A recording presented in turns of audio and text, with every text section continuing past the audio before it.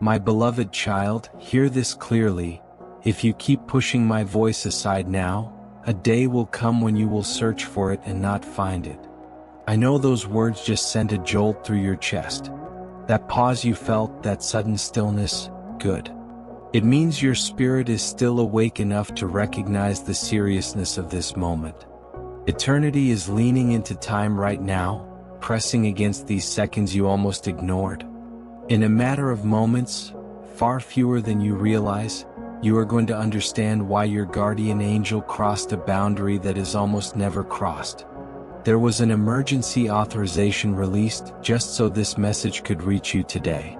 Not tomorrow. Not later. Today. Because what unfolds in the next short window of your life will echo into what heaven does, or does not, release over you next. So stop. Truly stop. Whatever you were multitasking, whatever screen you were scrolling, whatever thought whispered, "I'll come back to this later," set it down. That vibration from your phone can wait. That inner voice telling you this is just another dramatic message is not neutral. It is a distraction planted by forces that understand exactly how close you are to a turning point. Only a few were meant to encounter this moment. Others brushed past it without noticing. You did not. You are here. And understand this, moments like this are transferable. If you walk away, what was positioned for you will not vanish. It will simply be handed to someone else who is willing to listen. Opportunities of this magnitude do not linger. They move. And once they move on, you do not summon them back at will. You felt it just now, didn't you? That subtle pressure in your chest. That strange mix of heaviness and clarity. That quiet knowing that something far bigger than coincidence is taking place. Your mind may still be trying to analyze it, but your spirit already knows. This is not chance. This is not technology. This is not timing by accident. This is divine interruption cutting through layers of resistance, interference, and noise to reach you at a moment when your story is still alterable. Let me reveal something you were never told. Hours ago, in a realm you cannot see but that governs everything you can, your name was called out. Not softly. Not in passing. It was spoken with authority. A case had been assembled, detailed and thorough, built over years. Moments where you chose comfort instead of obedience. Times when you delayed what you knew you were supposed to do. Prayers abandoned halfway through because entertainment felt easier.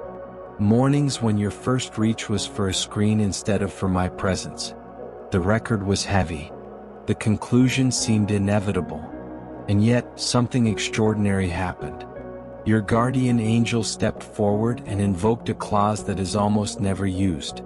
A mercy appeal reserved for a single moment in a human lifetime. Evidence was presented that no one else ever saw. The internal battles you fought in silence, the nights you cried when you thought your prayers were bouncing off the ceiling, the strength it took just to keep breathing when quitting felt logical. They showed the moments you interceded for others while your own life was unraveling. They showed your endurance when no one applauded it. Heaven stopped. The judgment halted mid-decision. And I spoke words that altered the direction of everything. Give them one more chance. That chance is this moment. These words. This pause in your day. But there is more you must understand. Something the enemy has worked tirelessly to conceal from you. You are not insignificant. You are not random. You are not merely trying to survive life like everyone else. You carry an assignment that threatens darkness at its foundation. That is why distraction has felt relentless. That is why mediocrity has been offered to you as comfort. Forces have been assigned not to destroy you outright, but to keep you sleepy, busy, and numb. Because if you ever fully awaken to what has been placed inside you, generational chains would shatter. You think your exhaustion comes from schedules, stress, or age. But the fatigue goes deeper than your body. Night after night, your spirit has been engaged in battles you do not consciously remember. You have been contending in unseen realms, resisting pressures designed to delay or terminate your purpose before it fully forms. That is why your sleep feels restless. That is why your dreams feel intense and fragmented. That is why peace has seemed just out of reach. You have been at war without being briefed. I have seen every battle. I have not missed a single wound. Every tear you shed was counted. Every time you almost gave up but didn't, recorded. Heaven's books are not vague. They are precise. Your perseverance has been documented again and again. Nothing about your endurance has been overlooked. And now heaven is prepared to respond, but only if you stop treating me as optional. You have been taught, subtly and constantly, to see me as a contingency plan. Someone you consult in emergencies. Someone you approach when logic fails. Someone distant, observing from far away. That idea is one of the most effective lies ever planted in the human mind. I am not distant. I am nearer than your breath. The air filling your lungs carries my permission. The rhythm of your heart follows my design. No thought crosses your awareness without passing through mine first. You have reduced me to routine, to ritual, to crisis management. But I am not contained by schedules or systems. I am the one who formed galaxies with intention and holds the smallest particles together by will. I know you intimately, down to details you consider meaningless. Nothing about your life is too small for my attention. Yet you live as if I can be postponed. You begin your days without acknowledging me. You make plans without seeking my counsel. You decide based on fear, preference, or pressure, and only afterward ask for blessing. Over time, my patience has been mistaken for endorsement. My silence interpreted as absence. My mercy confused with tolerance. Do not misunderstand me. Patience does not mean indifference. Mercy does not mean permission. History has already shown you what happens when chosen ones grow casual with the sacred. When people begin to adjust truth to fit comfort. When obedience becomes selective and reverence fades. Love does not vanish, but alignment does. And without alignment, clarity dissolves. I am not interested in fragments of your devotion. I will not occupy leftover space in your life. I do not accept half attention, delayed obedience, or convenience-based faith. I am not asking for what exhausts you. I am asking for what matters most to you. I am not seeking a corner. I require the center. I am holy, not familiar, not casual. Holy. My presence is weighty. My voice carries authority. Heaven itself responds when I speak. And yet, even now, after all the times you minimized me, postponed me, or overlooked me, my love for you has not cooled. It burns with an intensity you cannot yet comprehend, an intensity restrained only by mercy. This moment is not about fear. It is about recognition. You are being invited, one last time in this season, to choose awareness over autopilot, reverence over routine, surrender over delay. Do not waste this interruption. That is why I restrain it. That is why I portion it carefully, releasing only what your human frame can endure. But do not confuse restraint with indifference. Do not mistake measured grace for lukewarm desire. My passion for you is not small, it is fierce. I am jealous for you with a jealousy so pure and consuming that human emotion cannot accurately imitate it. What people call love barely casts a shadow next to what I feel for you. I wanted you long before you were aware of wanting anything at all. My desire for you existed before your first breath, before your name was ever spoken in your home. I chose you before the earth had a horizon, before oceans learned where to stop, before stars were assigned their places. Your name was known to me before your parents ever imagined you. You were not an afterthought. You were intentional. So listen carefully now, because what comes next is not poetic language. It is a turning hinge. This is the place where movement happens or stagnation hardens. This is the line where everything shifts, or remains exactly the same. Within the next 72 hours, I will send you 3 signs so clear that doubt will not survive them. Not vague impressions. Not coincidences you can explain away. These will be undeniable confirmations that I am speaking to you in this very moment. The first will arrive quickly, within hours. Someone you have not heard from in a long time will reach out unexpectedly. Their words will touch the very subject you have been quietly bringing to me in private, the prayer you never spoke aloud because it felt too fragile or too personal. You will know it is not chance. The second sign will come the following day. A door you believed was sealed for good will open just enough for light to leak through. Not fully open yet, but enough to remind you that hope was never buried, only delayed.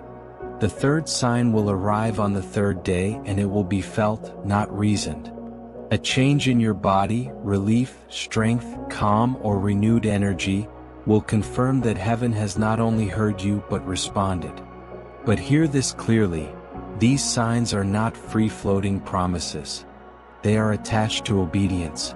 Starting now, for these next 72 hours, I am calling you to seek me with urgency, not panic, but priority. Your life depends on it more than you understand. Tomorrow morning, wake up at exactly 5:55 a.m. Not earlier, not later. That moment carries weight for you. When you open your eyes, before you move, before you reach for your phone, before your feet touch the floor, speak these words slowly and sincerely. I choose you today above everything else. I release my plans into your purpose. I am listening.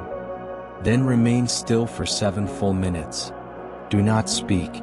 Do not read. Do not scroll. Just listen. I will respond. It may come as a thought that arrives fully formed. It may come as warmth spreading in your chest. It may come as a sudden clarity about something you have been avoiding. But you will recognize it because it will touch the very thing you have been afraid to surrender. Right now, remove 3 applications from your phone. You already know which ones.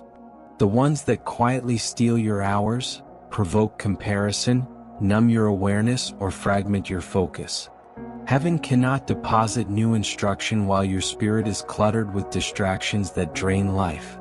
This is not punishment. This is preparation. This is not about rigid rules. It is about cleansing your attention. You would never serve food on a filthy plate. Stop feeding your soul from polluted sources. Next, send a simple message to one person. Do not overthink it. Text the first name that rises in your mind after reading this line. Write only this: I've been praying for you. Do not explain. Do not justify. Just send it.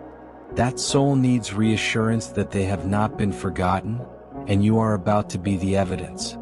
Understand this truth about the unseen realm. Every choice you make in the natural realm echoes louder in the spiritual one. When you choose comfort, things stagnate.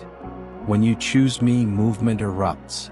When you prioritize my presence, assistance is released.